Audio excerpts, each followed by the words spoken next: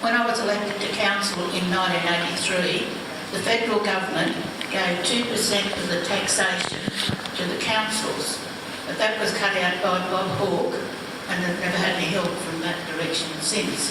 I'm just wondering if anybody's happy to pursue that when they get elected. 25% for Troy. Yep.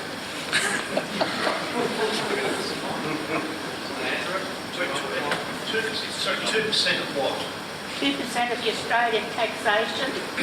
As I already mentioned, I'll be very quick. 25% of GST, income tax and company tax goes straight from that area into that area for local council to spend on infrastructure projects. Our local council knows what needs to get built and the prioritisation for those projects, and are on the ground ready to build it. They need the money more than Canberra does. Who's next? Yeah, we would support. We've already got several programs trying to get money into local councils. I don't know if we can run to 2%, but we want to help local government. Think local, national. Yeah, it's the same. I mean, what the percentage is, it's federal money should go straight to council.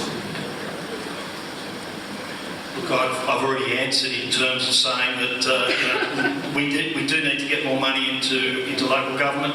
2% of the taxation would be about $7 billion. I've got a feeling that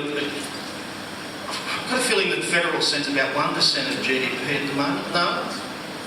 Okay. Look, I don't know the numbers offhand, but look, I'm keen to increase. I know the problems that local government has. I can see them. I only have to walk around Dunbogan, and you know we have names on the craters in the roads. You know that we use them for navigation. So I know the problems in local government. We need to get more money to local government, and I'll be pursuing that. Taree, we don't have craters, we have volcanoes.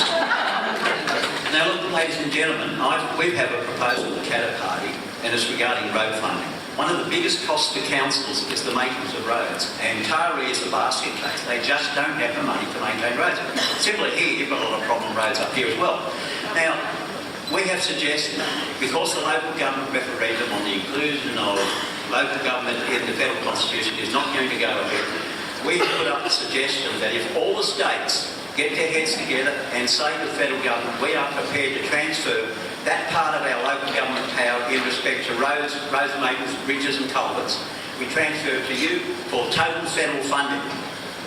It's not setting up another authority, but there will be a group of people in the region that will look at the needs of the council, negotiate with them and get the contractors to come in. Because one of the problems has been councils that got more money have got preference from these road contractors, and councils that don't have much money have been left alone and haven't been able to get the work done. So you've got this whole rigmarole going on. So we're suggesting if we can overcome the constitutional provisions with this problem, we could have money coming back to the councils. The council saving this money immediately, which is a vast part of their local budgets, and that way it would overcome the problem that you want us to get 2% of GDP.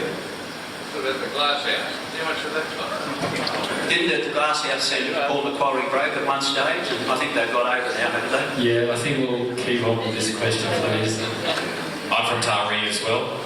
As Brian, yes, I agree with you. The local council, we can't send it through the state government through that way because we'll never see it.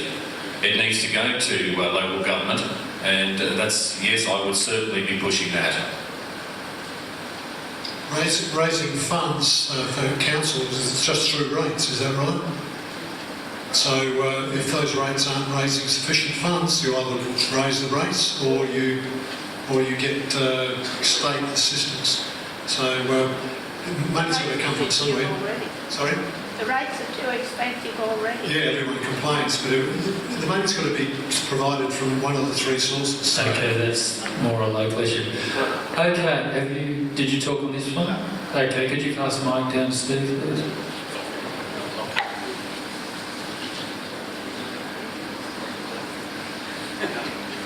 Thanks. We had a roads forum in Taree last year, and the idea was that we put part of the GST payment forward. That should have been done, and it was suggested. Recognition of local government has to go ahead because it was taken to court in Queensland, and that's why there's reticence to do it. So there is absolutely no way that regional councils are financially viable. $340 million is the backlog for Taree, $186 million for Port Macquarie. These councils just cannot do it. So again, and sorry Troy, it's a conversation that has to be done. GST payments should be directed to, but the structure's got to be there. And I said it before, there are billions of dollars of duplicated services between state and federal government. So got to have a look at it. Michael. Look, I just wanted to say why are local councils having to invest in CDO swaps, fraudulent CDO swaps from overseas? I think Port Macquarie was the third largest council, lost $18 million. Why aren't they getting funded by government? Public credit.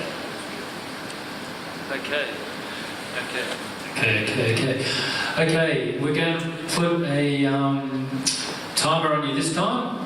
Gong time again, so